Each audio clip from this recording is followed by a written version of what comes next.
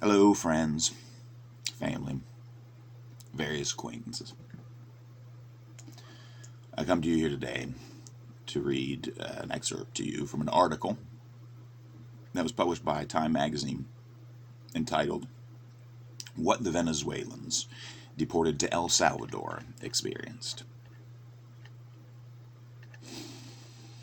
Around 2 a.m., the convoy of 22 buses, flanked by armored vehicles and police, moved out of the airport. Soldiers and police lined the 25-mile route to the prison, with thick patrols at every bridge and intersection. For the few Salvadorans, it was a familiar landscape, but for a Venezuelan plucked from America, it must have appeared dystopian. Police and soldiers for miles and miles in woodland darkness. The intake began with slaps. One young man sobbed when a guard pushed him to the floor. He said, "I'm not a gang member. I'm gay. I'm a barber." I believed him. But maybe it's only because he didn't look like what I had expected. He wasn't a tattooed monster. The men were pulled from the buses so fast the guards couldn't keep pace. Chained at their ankles and wrists, they stumbled and fell, some guards falling to the ground with them. With each fall came a kick, a slap, a shove. The guards grabbed necks and pushed bodies into the sides of the buses as they forced the detainees forward. There was no blood, but the violence had rhythm, like a theater of fear. Inside the intake room, a sea of trustees descended on the men with electric shavers, stripping heads of hair with haste.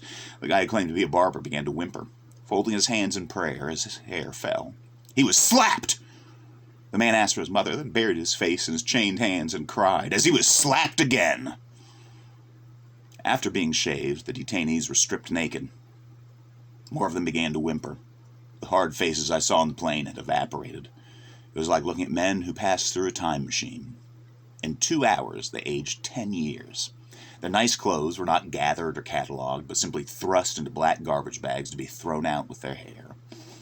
They entered cold cells, 80 men per cell, with steel planks for bunks, no mats, no sheets, no pillow, no television, no books, no talking, no phone calls, and no visitors.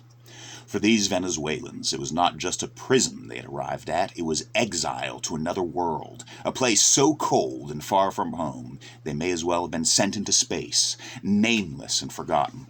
Holding my camera, it was as if I watched them become ghosts.